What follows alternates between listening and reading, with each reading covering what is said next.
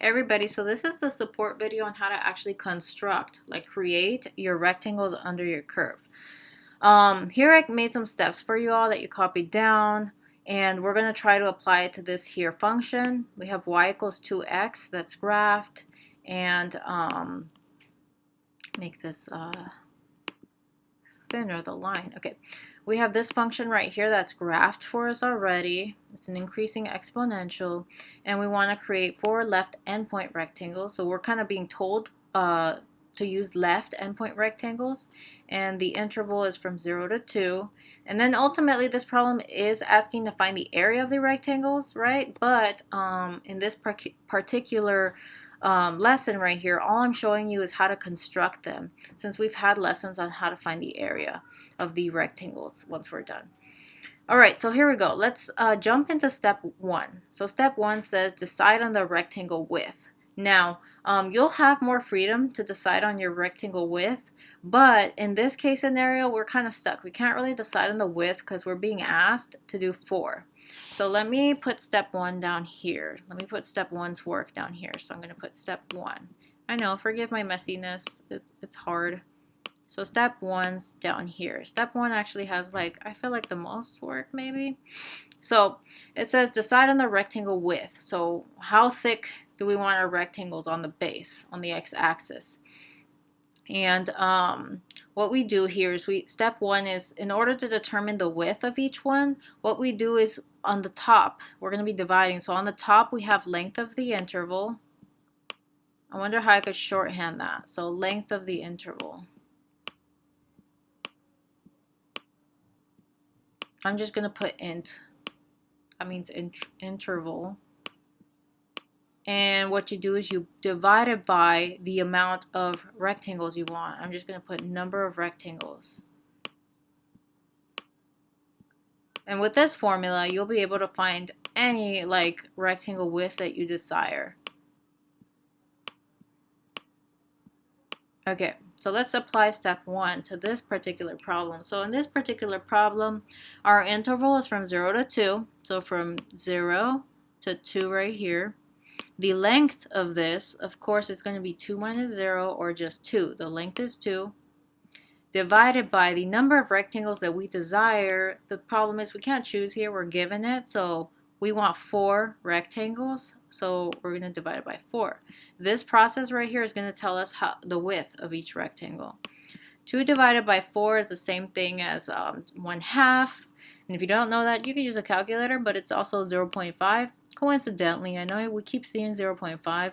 There are different widths that you'll get to explore today. So here's our width, 0.5. The width of the rectangles, in this case scenario, 0.5. And here's our step 1. So I'm going to put a check. We did step 1. Now, step 2 is partition the x-axis with the width that you decided on.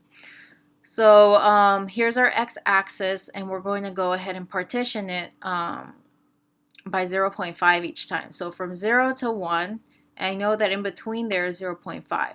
So here's 0.5, 0.5. So that's 0.5, and then 0.5 plus 0.5 is 1 right here. Then 1 plus 0.5 is 1.5. And then, of course, 1.5 plus 0.5 is 2. So there, we've partitioned our x-axis, and I'm going to additionally, in a different color, use the subscript notation so that I keep my work organized. So the first endpoint is x sub 0. Next one's x sub 1. Next is going to be x sub 2 down here. X sub 3. And then x sub 4. Okay. Now that I've done that, I've completed step 2, and I partitioned, and I even went a step further. I've also, organized my work, and I labeled it. Step 3 is just decide whether you're going to use the left or right. Again, this problem is limiting because it's telling us to use the left. So we're going to be using left endpoint. So step 3 is done for us. So again, for more open-ended problems, you'll be able to decide to use right or left. Okay, Now we could jump on to step 4. Use the endpoint you decided on. So it was left because they told us left. And we're going to draw a straight line up to your function's curve. And then step 5 is draw the rectangles. So I'm going to kind of do step 4, step 5, step 4, step 5. It's just easier for me, but you could do step 4, then step 5, whatever works for you. And okay, in order to use the left endpoint here, because we're using the endpoint we decided on, you have to look at your segment. The first segment is right here, from 0 to 0.5. In other words, from x sub 0 to x sub 1. Now, between x sub 0 and x sub 1, the endpoint that's on the left is x sub 0. Because we're doing left endpoint rectangles, this is going to be where we draw our line up to hit the curve at x sub 0. This should be a line, and we're going to just put a point there. And then you're going to draw your rectangles. This is step 5. You're going to draw your rectangle, and you're going to stop until you hit the next endpoint. And then you're going to draw a line down as straight as you possibly can. There's our first left endpoint rectangle. Notice how the upper left-hand corner is touching the graph. Now the next one, so for the next segment, we have 0.5 and 1, or x sub 1 and x sub 2. The number to the left, or the endpoint to the left, is x sub 1. So we're going to start at 0.5. We're going to draw our line up until we hit our curve as straight as we can, which is right here. And again, we're going to draw our rectangle until we hit our next endpoint, which is at 1. And we'll try our best to do a straight line. I think this does have a straight line tool, but that's okay. Okay, we're almost done. We have 2, we need 4. So let's keep going. So again, this is 1 and 1.5. Again, this corresponds to x sub 2 and x sub 3.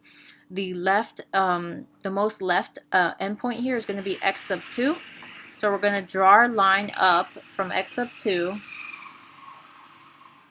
up until we hit and touch our curve. Then we're going to draw our rectangle until we hit the next endpoint, which is 1.5 right here. Notice again, they should have equal widths if we did this correctly.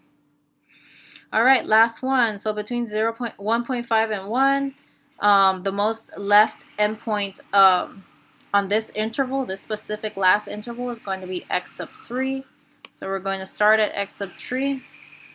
And we're going to draw our line up until it hits our curve. And then we're going to draw a rectangle until we hit the last endpoint, which is at x sub 4 and also at 2. There we go. So we've constructed the left endpoint Riemann sum, or the left endpoint rectangles, to kind of later on find the Riemann sum. So we've done all steps. Of course, this problem is asking you to find the area. Y'all can do that later, but again, this right now is just practice and a tutorial on how to do, how to create the rectangles under your graph. All right, y'all, apply this in your groups now.